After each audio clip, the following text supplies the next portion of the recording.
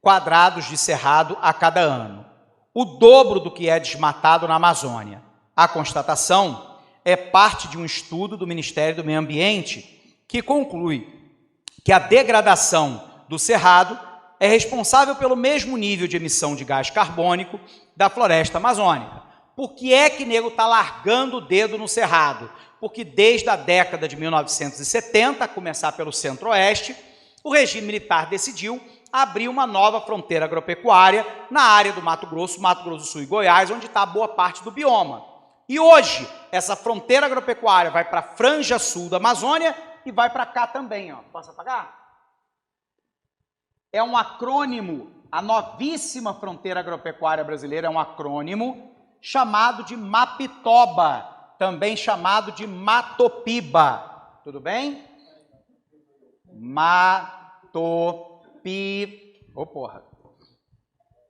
Piba. O Matopiba é o Maranhão, parte, né? O Tocantins, o Piauí e a Bahia. Tudo bem? Vamos lembrar, Tocantins.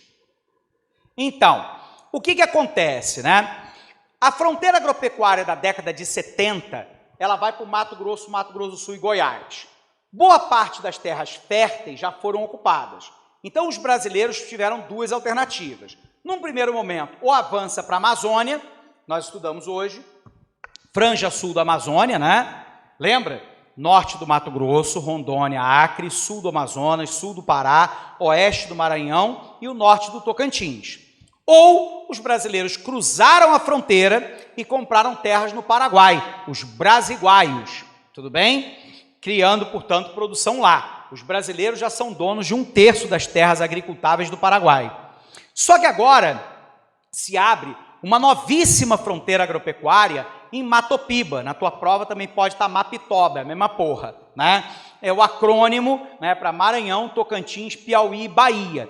Nessa área de cerrado, sobretudo, eu tenho, né, um solo de boa qualidade, fértil, terreno barato, tudo bem? Mão de obra abundante, vindo da Bahia ou vindo da região norte ou dos estados do Nordeste como um todo, e eu entro com uma agricultura muito tecnificada, né? Soja, milho, algodão é o carro-chefe, secundado pela pecuária de corte, arroz e feijão. Tudo bem? Produtos aí terciários, os caras vão com cítricos, né? Vai lá com laranja, com melão, com melancia, né? Com uva, em alguns casos, e por aí vai. Então, vamos lá. O Brasil desmata uma área de 20 mil quilômetros quadrados de cerrado a cada ano, o dobro do que é desmatado na Amazônia. A constatação é parte do estudo do Ministério do Meio Ambiente, que conclui que a degradação do cerrado é responsável pelo mesmo nível de emissões de gás carbônico que a floresta amazônica.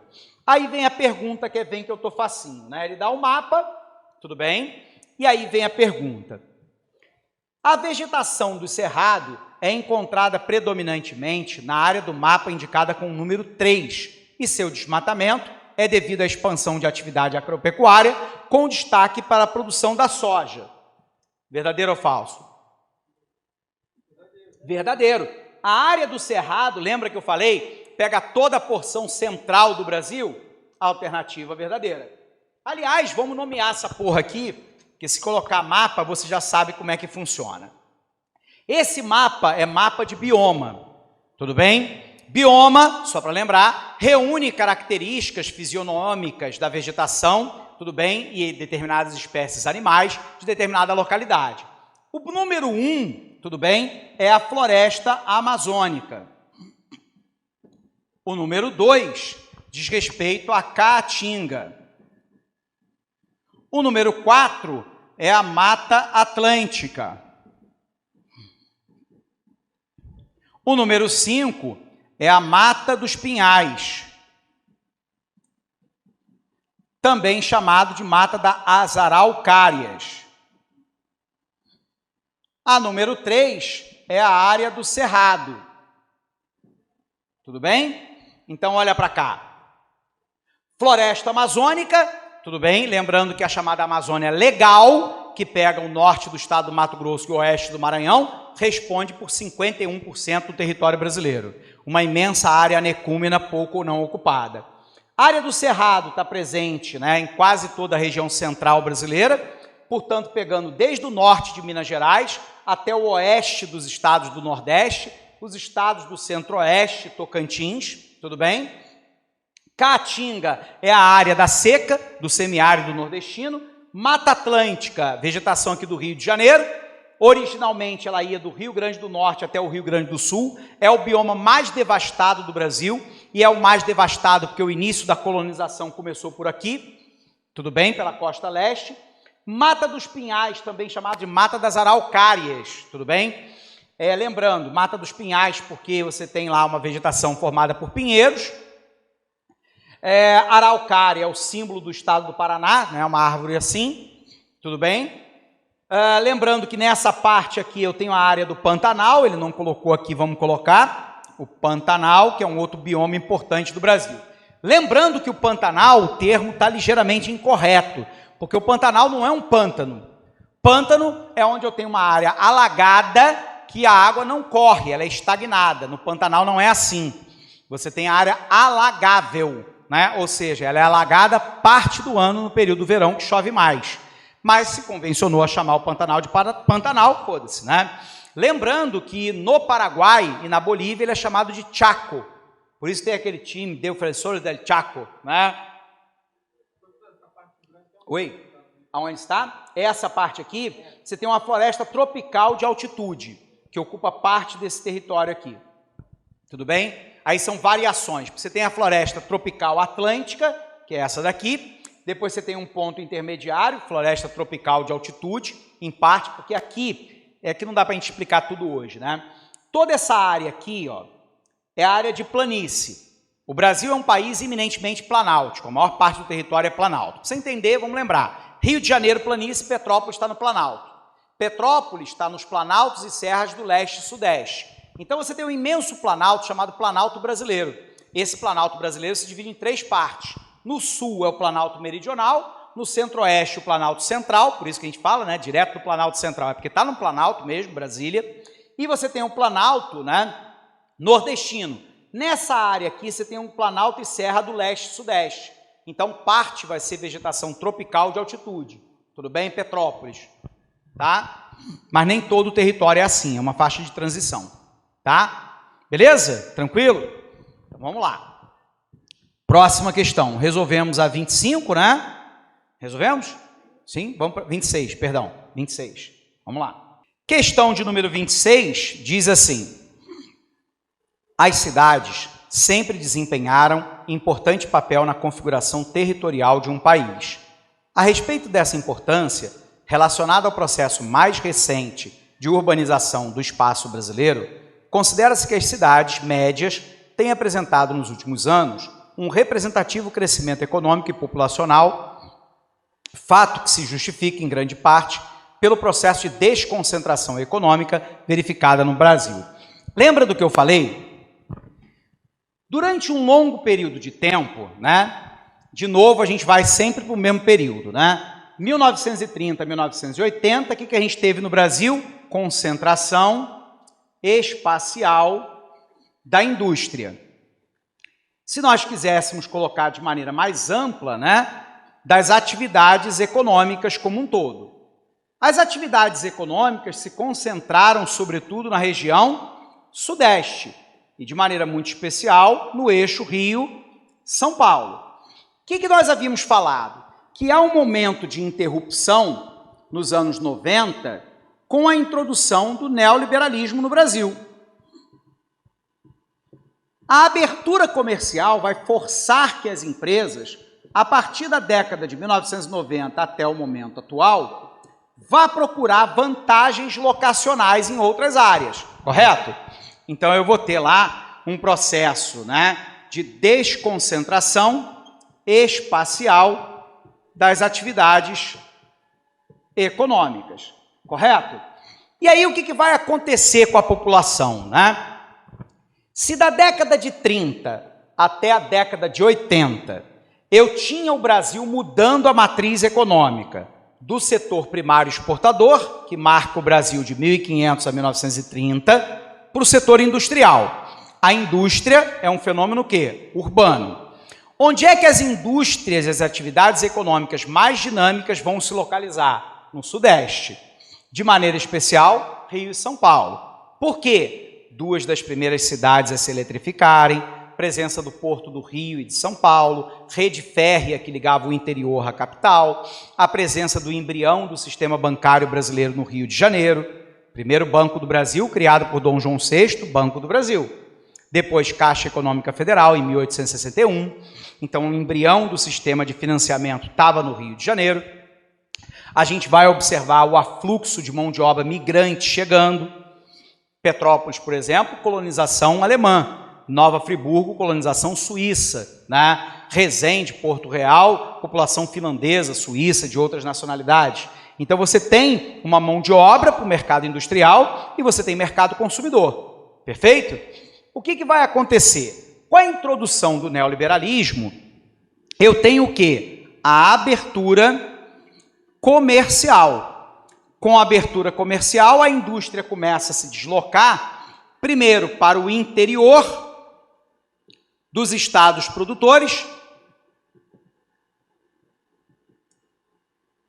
e depois a indústria começa a se deslocar para o centro-oeste, para o nordeste e para o norte. A nova fábrica da Dafra Motos está na Zona Franca de Manaus. A Positivo Computadores também está lá. E aí o que acontece? A mão de obra, nós não falamos que ela sempre acompanha os locais onde ela encontra emprego e renda? Se antes o emprego e renda estava aqui, a galera está se concentrando aqui. Então, no Brasil, a gente vai ter um intenso processo de metropolização. O que é a metropolização? É a concentração de pessoas e a concentração de atividades econômicas na metrópole, correto? Rio de Janeiro, São Paulo, a grande BH, a grande Porto Alegre, a grande Recife e por aí vai. A partir dos anos 90, a indústria não está indo para o interior, então eu estou começando a criar emprego e renda no interior. Então o Brasil começa a passar aqui por uma desmetropolização. O que é a desmetropolização? É o inverso da metropolização. É uma desconcentração de pessoas e de atividades econômicas para as cidades pequenas e médias do interior, sobretudo a média. Então a galera topa ir para uma cidade média, porque agora sabe que abriu uma indústria lá que está dinamizando a economia local. Lá eu vou ganhar menos, mas eu tenho mais qualidade de vida. Pesquisa recente realizada aqui no Rio de Janeiro foi dramática, né? 70% dos cariocas, se pudessem, sairiam do Rio. Então, vamos lá. Vou citar um cara que foi meu aluno, hoje meu amigo, Ronaldo Bandeira de Trânsito, né? PRF está lá em Balneário Camboriú. Aí a galera fala, mas o cara está em Balneário Camboriú, né? Vamos pegar outro dado. Eu encontrei com um aluno nosso, PRF, na 040, e aí a gente estava conversando, ele falou que o Rio de Janeiro abriu 17 vagas para transferência interna, só teve 9 candidatos. A galera está topando ir até para a porra do Maranhão, com todo respeito ao Maranhão, do que vir para o Rio de Janeiro. Então a galera topa ir para o interior, sabe que eventualmente vai ganhar menos, mas eu tenho mais qualidade de vida. O sistema de segurança pública é melhor, de saúde é melhor, de educação é melhor, o custo da moradia é mais barato, o custo de vida é mais barato. Então o cara topa morar lá. Então as cidades que mais têm crescido no Brasil, tanto sob o ponto de vista econômico, quanto sob o ponto de vista demográfico, são as cidades médias. Tudo bem? Cidade média tem crescido a uma taxa mais elevada do que a metrópole. Significa dizer que a metrópole perdeu importância? Não, mas ela vem crescendo demograficamente e economicamente menos do que as cidades pequenas e médias do interior. O Bandeira, óbvio, não vai querer nunca sair de Balneário Camboriú, né, para vir aqui para o Rio de Janeiro ser PRF aqui. Nunca. Chance zero, próximo de zero. Mas esse meu aluno, por exemplo, que eu encontrei na 040, ele estava na missão, né, das Olimpíadas, e ele veio deslocado do Maranhão. E eu falei, você não quer voltar para o Rio de Janeiro? Não, ele, não, estou bem no Maranhão. Tudo bem? Ele quer talvez vir para mais perto, para Minas Gerais, Espírito Santo, para Rio de Janeiro, não. 17 vagas abertas, só 9 candidatos. Beleza? Então vamos lá. Tudo bacana aqui?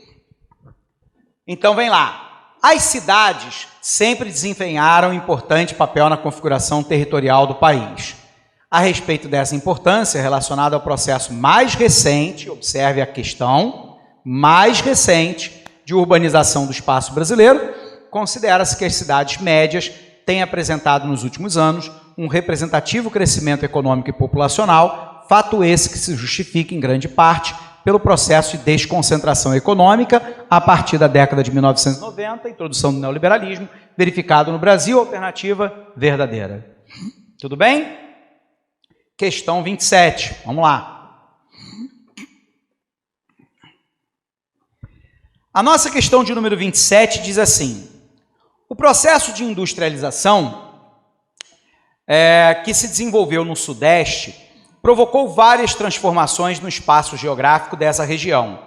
O avanço da atividade industrial desencadeou grandes mudanças, tanto no espaço rural como no espaço urbano, principalmente nas áreas onde a industrialização ocorreu de maneira mais intensa. Então vamos lá. O processo de industrialização que se desenvolveu no Sudeste provocou várias transformações no espaço geográfico dessa região. O avanço da atividade industrial desencadeou grandes mudanças, tanto no espaço rural quanto no espaço urbano. A indústria foi responsável pela transformação do espaço rural? Não. Falso. Não há relação. Cuidado com questão de prova CESP. Houve transformação no espaço urbano e no espaço industrial? Sim. Houve mudança no espaço agrário? Sim. Mas causado pela industrialização? Não. Tudo bem? Beleza? Não. Qual é a grande questão? A cidade passou a ser o local de comando e controle. Mas a mudança no meio rural brasileiro veio por uma decisão governamental na década de 1970, que foi a abertura da nova fronteira agropecuária. Na década de 70, vamos lembrar, o regime militar abre a nova fronteira agropecuária. Qual é o modelo que o regime militar escolheu? O do agronegócio. O agronegócio tem quais características? Primeiro, se realiza no latifúndio, grande extensão de terra, tudo bem? É uma agricultura tecnificada e, portanto, que adotou a Revolução Verde, também chamado de Revolução Agrícola. É uma produção monocultora e voltada para exportação. Tudo bem? Isso tudo foi uma decisão de governo. Aí, quando ele pergunta lá assim, o processo de industrialização que se desenvolveu no Sudeste provocou várias transformações no espaço geográfico dessa região. Perfeito até aqui. O avanço da atividade industrial desencadeou mudança no espaço rural. Não. A indústria começa na década de 30 e a mudança no espaço rural só vai acontecer na década de 70 por uma decisão do Estado. Tudo bem? Não há correlação. Beleza? Então, aí vem a pergunta, continuando na 27. Com relação às transformações causadas no processo de industrialização, julga a afirmativa. Nas áreas próximas aos centros urbanos, especialmente junto às regiões metropolitanas, verifica-se